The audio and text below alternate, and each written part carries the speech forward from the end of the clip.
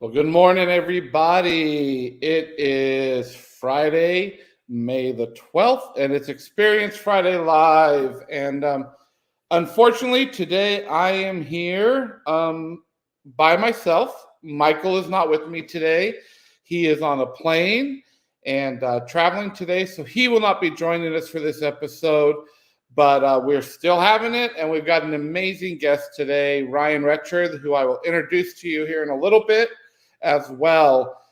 Just a couple of quick announcements and why we do Experience Friday Live. We've been doing this for a year and a half now.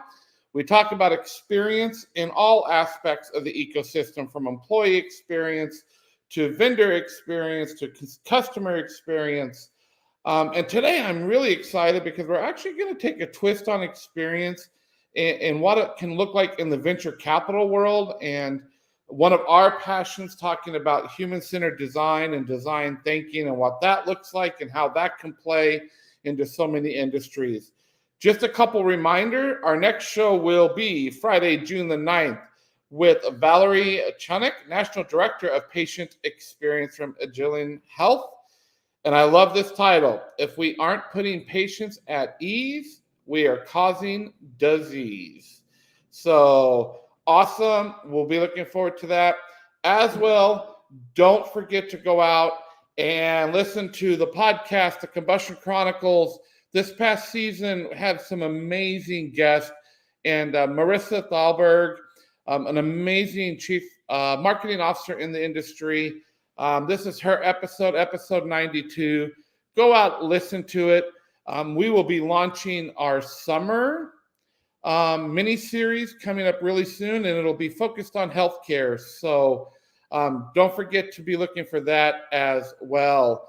And good morning to so many of you already listening in. Look at this. We have Sri Lanka listening in. Thank you, Laurel and Melissa here in Columbus as well. And I see Wolf has joined us. And I like this hashtag. It gets the people going. So, well, without further ado, I want to read Ryan's bio to you. Ryan Retcher is an entrepreneur, investor, growth facilitator, and education innovation advocate. He is a managing partner at Loud Capital, an impact-driven venture capital firm in the Midwest, and acts as the managing director of their growth strategy studio, LoudX. Ryan is also the co-founder of Eventi Education, a company committed to bringing real-life work experiences to students of all ages. So let's welcome to the stage our friend Ryan. Hey, buddy. Hey, good morning. Good morning. You know, Ryan, like we have this like light and dark thing happening here. Like I'm in this bright white room and you're in this really dark room. So I don't know what that has to say about us, light and darkness. That's a whole nother conversation. But buddy, it's great to have you. Ryan and I met about a year ago as well, and have enjoyed building our relationship. And he does some amazing things out there. And so I want to just dive in, Ryan. We asked the same question at the opening of every one of our episodes, and it's pretty simple. Why do you do what you do, and what keeps you motivated as you do it? Yeah, that's a great question. And for me, it's pretty simple. I just love solving problems and helping people solve problems. And I discovered a long time ago, a long time, 12 years ago, that's what really gets me going and what I'm passionate about. And I've found different ways to apply that. But at the end of the day, that's the simplest way to put it. I love it. I love it. And Ryan, can you, just for the context of today too, because we're talking about a whole bunch here today, can you let our listeners know where your passion around human-centered design and your passion around, and some people call it design thinking, where that came out of? And then we're going to jump into some questions. But Design is a huge passion for both you and I, and it actually affects everything we do in our day-to-day life. Now, as me as a CEO of Offer Health, and what you're doing at Loud Capital, can you give me a little bit around and give our listeners a little bit around why you're so passionate about this? Yeah. It really started in 2013, 2014, in that range. I had been in venture capital for about 3 years at that point, and we were investing in really early stage companies. So we were investing in entrepreneurs that we really believed in, that had what we felt were great ideas, and great concepts around products, and we invested in them. But after a couple of years, we were kind of taking a look at what was happening with these companies and these entrepreneurs that we were believing in, and I started taking note of from a product and a human side of what was happening. Some companies were doing really well, some weren't doing so well. But I was really starting to get obsessed with, okay, why aren't these companies, why aren't these services or products doing well? And that's when I first, through doing research and looking at the Silicon Valley, and how some of these top companies were able to get it right and grow. That's when I discovered design thinking, human-centered design, and really just immersed myself in it. I started an accelerator with some other people in 2014, and we really centered a lot of what we were doing around design thinking and human-centered design, and really just kind of grew from there in how we were applying it. Awesome, and I love it. Obviously, my background, Ryan. So, and it plays a part of everything. So, I want to start with a little stoke today in conversation, and to all of our listeners that are listening live with us, don't forget to send in those questions. If you have questions for Ryan and I as we're talking through, pop them up. I'm listening and looking at comments the whole time. So, you sent me this little statistic, Ryan, that said according to a 2021 National Employee Survey done by Deputy, that 58% of employee respondents said they would rather go to a doctor's appointment than attend a work meeting. Yes. Okay, what is it about that statistic that caught your attention, and why? I mean, I read it too, and I kind of giggled at first, but then I had to stop again. Here I am as a CEO of a company going, "Holy shit!" Right? Like, so what is it that caught your attention about this, dude?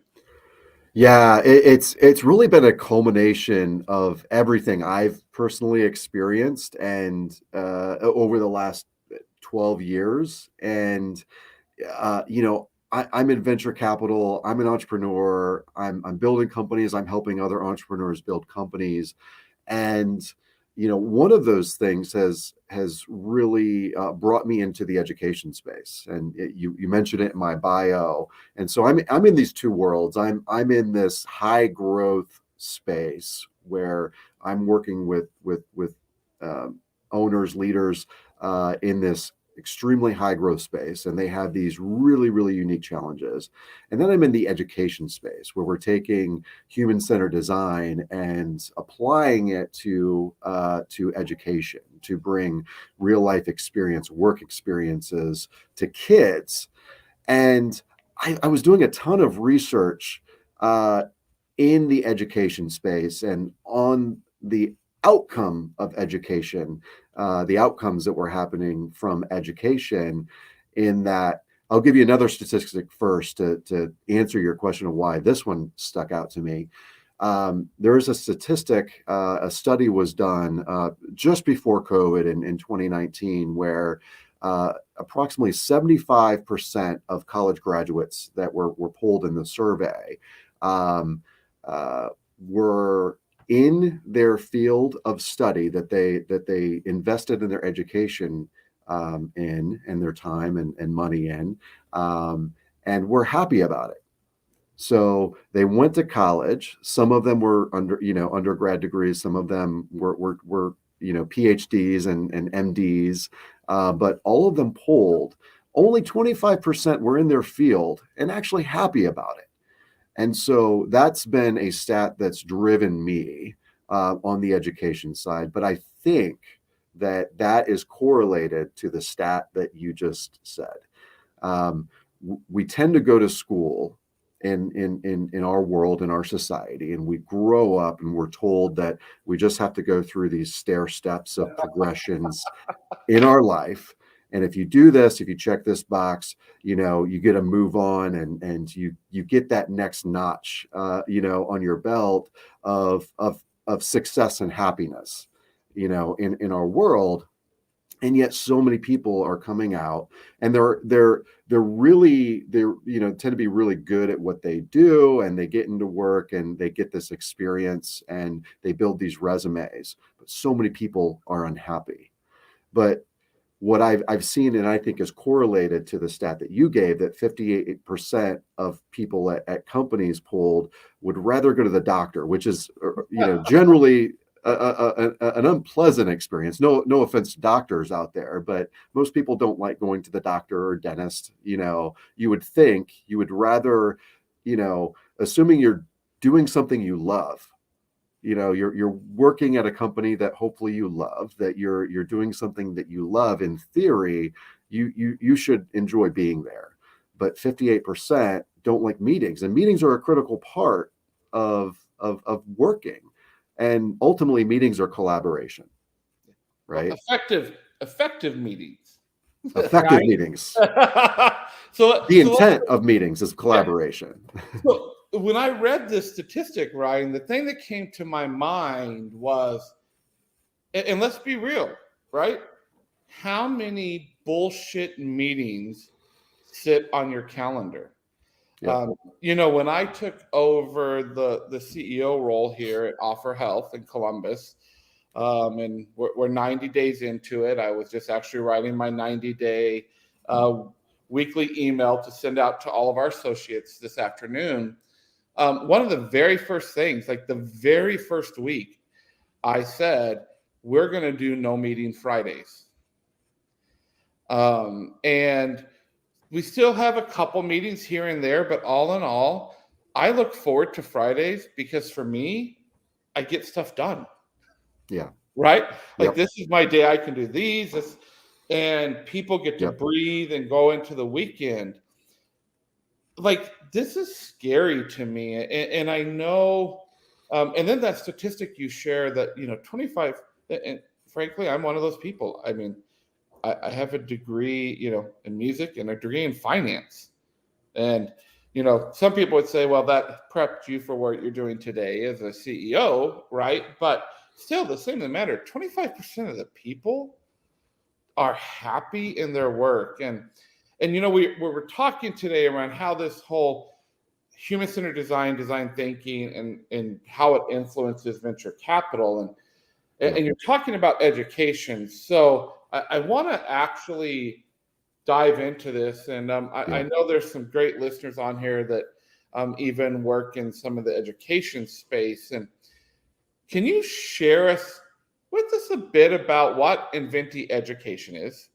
Because this is a startup that's, being backed by venture capital and based in HCD, and how and what you guys are looking to do to disrupt education. Because I love it. I love the model. And in particular, I think when you explain this to people, the model is so appropriate on today, how we need to disrupt healthcare. So share a little bit with us. Yes. So Inventi Education, we started in 2018, but really dove into the education space in 2015. So this was a progression for me. I immersed myself in human-centered design thinking in 2013. And I was leveraging it, doing design sprints and things like that in the early stage space, in that high growth innovation space. And I met an educator And by the way, a lot of my friends and family are educators. So my wife's a teacher. My dad was a lifelong teacher. My best friends are administrators. Some of my best friends, personally are in education administrators. And, to be honest, I was really jaded with education. I went through this experience of going through those steps, and I wasn't really happy with where I was, after following those steps. And I had to forget everything, I'd ever really learned to learn who I was, what I wanted to be in this world, and make sure I was happy and fulfilled in my life. And so I met an educator in 2015 that wanted to take design thinking, human-centered design, and create an entire school around it, a K through 12 school where kids learn by doing, and they take problems around them in the world that they're actually interested in, and teachers become facilitators instead of lecturers, and help the students and guide the students, facilitate the students to solve problems. And through solving problems, they're learning real skills, and they're learning how to apply those skills, but they're still learning how to do math and science, and they're experimenting with things that you would learn in science. And so she trained these teachers on how to build in all the standards, but also teach through problem solving. And we immersed ourselves in that, and built a school, and that was really hard. And a couple of years, that was really hard. And I went to her. Her name is Dr. April Dominy. She's such a passionate human being, and we're sitting there and we're impacting, I don't know, probably 250 kids at that point at this school in this community. And we're seeing these incredible results, transformations. A lot of these kids at the school are kids in poverty. They a lot of them are kids of color, and they're thriving. And there's also kids from really wealthy families also that are going there, that are paying to go to this private school, and they're thriving. And I go to Dr. Dominy, and I'm like, we have to figure out how to scale this. And I'm telling you, we cannot build another school. I don't, I know I can't. I don't think you want to either.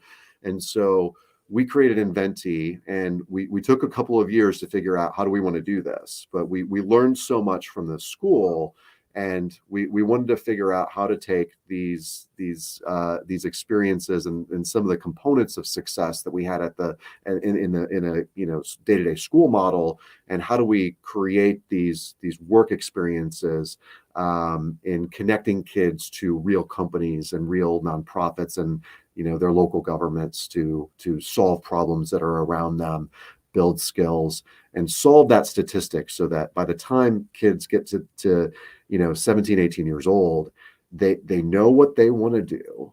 They know that, they know what they're passionate about, what their gifts are, how to apply that in real work, because they've had a half dozen or a dozen experiences and internships of doing it. So that's Inventi. Well, and so, right, let's walk this through. You were with me. You and I attended an event last week in Vegas for a pediatric oncology group. And Vegas is seeing a bigger shortage than most of America is around healthcare workers. Yeah. Right. And you're flipping the model of education. And I have a special needs son. I have a daughter who has a bit of a learning disability. And I don't know that either one of my children, the traditional education, pathway and journey is what's going to be right for them. Right. Yeah. So when I look at it, and I look at this shortage, and here I am, CEO too of a healthcare company, and we can't get enough. There's such a shortage happening in healthcare. Is this almost starting what you're doing with Inventi? Is it not almost going back to a model like I remember when I went to school? in junior high and high school, and that was like 700 years ago, it feels like. But Me too. uh, Me too. right, like we had to take home ec, Yeah. and there were vocational classes that you took. Yep. And for students who didn't want to go the traditional education route, are we flipping back to that now because we've realized? And I live in a school district in Cincinnati, Ohio, that is one of the top school districts in our state, but Yep. it totally caters to send kids to a 4-year college program to get a degree, Yep. and they're taught to that. And I'm frankly scared of what's happening in our education system. Um, and there's a lot of money being spent in the venture capital world around this right now in education. Yep. Are we heading back to a little bit of that model, that or need to head back to a little bit more of that model for students? Yeah. I hope so. And it's I could talk for hours about this specific issue, but if you look at the history of humankind, and you go back even further than the ancient times that you and I were in middle school and junior high, um, it, it, it it's been built. Society was built on apprenticeships, right? We didn't have these schoolhouses and things, that places for students to go, especially beyond really, age 10, 11, 12, until the 1860s, post Civil War. The industrial age really just changed everything. And, that model was really created to take a rural country, a bunch of farmers that were coming in and moving in for opportunities into urban areas, and training them so that they could be at the same education level and they could comply, with that manufacturing, experience that they were diving into. And so education was changed based on that. History was apprenticeships. You lived in communities, and that you needed a baker, you needed a butcher, you needed a tanner, you needed a blacksmith. And kids grew up in these communities, and they learned by doing apprenticeships and learned by doing from young ages. And so I think we do need to go back more towards that, because it worked up until 150 years ago. And I think we did need this more organized education system to take place, but I think we've gone too far. And I think the results are showing that we've gone too far, and we've gone too far into the data, and we've taken the human out of education, and we've built it around the data, and what a bunch of people that aren't educators think drive our world. But Well, ultimately, you got 75% of the people that aren't happy. and right. I mean, it goes back to that beginning statistic, right? Yeah. In the beginning stuff that we talked about. And what's scary to me through this, and I wasn't, listen, I went to college and I hated it. Every moment of it. There wasn't a day that I think I went, yay, I'm so glad that I am, doing this. And I see what I see. We just went through 3 weeks ago Ohio standardized testing here. Teachers hate it. Yep. I have a 14-year-old daughter who had, dealing with anxiety through it, because she hates them, and it's awful Yep. for them, and it's an awful experience for the kids. And yet we continue to do it, and we continue. Yep. And so I'm with you for that 100%. And dude, I hope that what you're doing at Inventi skyrockets, changes, helps bring some amazing things to life in career paths and what those vocational schools look like. I do want to give, as we've talked about, and I love it, everything's tied back to the human and human-centered design and how we do it. I want to close with this question, because I think this is an interesting one for people it's an education piece to this group. Can you tell this group what is a growth strategy studio? Yeah, it's a new term that we definitely coined, and it sounds like a bunch of words thrown together. But really, again, kind of the culmination of everything we talked about. I've seen a lot. I've worked directly with over 100 companies and entrepreneurs over the last 12 years.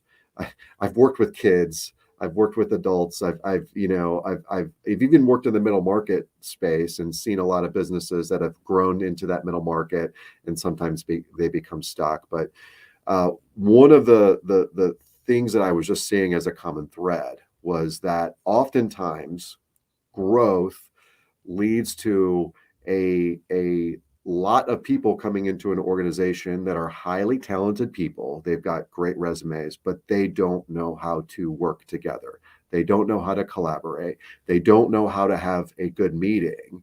And so you just end up having a bunch of people that are talented working in silos, and they're getting their work done day to day, but they're not working together to solve a lot of challenges and opportunities that are happening within companies. And I see that, I've seen that, we've seen that inhibit growth. And so you can have a company that's going like this, and this happens so often in this venture capital space. It's like they've hit this growth arc, and they went from 10 people to 80 people to 150 people, and they're raising all sorts of money. And then all of a sudden, and guess what? It wasn't the product in most cases.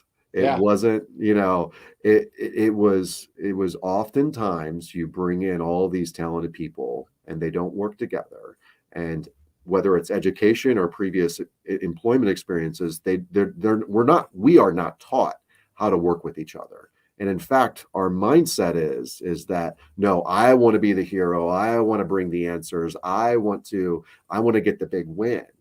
But really, we all lose if we're not growing and we're not solving these problems. So we created this growth studio to take components of human-centered design and components of design sprints, and on a case-by-case basis, take them and help teams come in and facilitate in helping them solve problems, make decisions, and take action.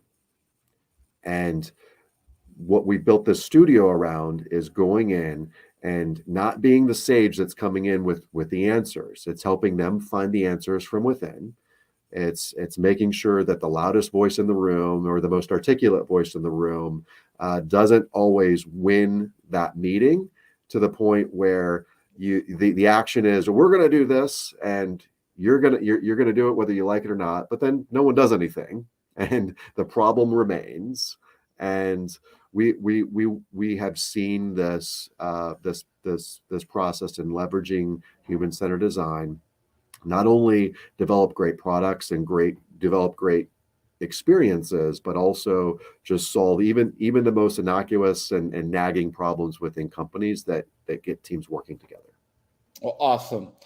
Well, brother, thank you so much. Lots of information today, and the listeners and people go back and listen to it. Best place to find you, connect with you, I'm assuming, is on LinkedIn, as with many of us. Go out.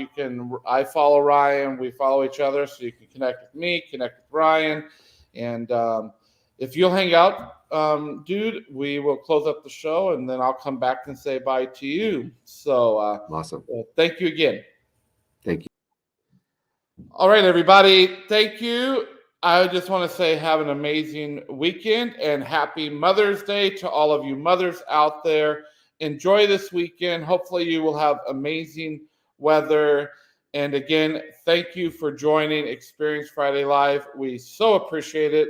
And we will see you on Friday, June 9th for our next show. Thanks.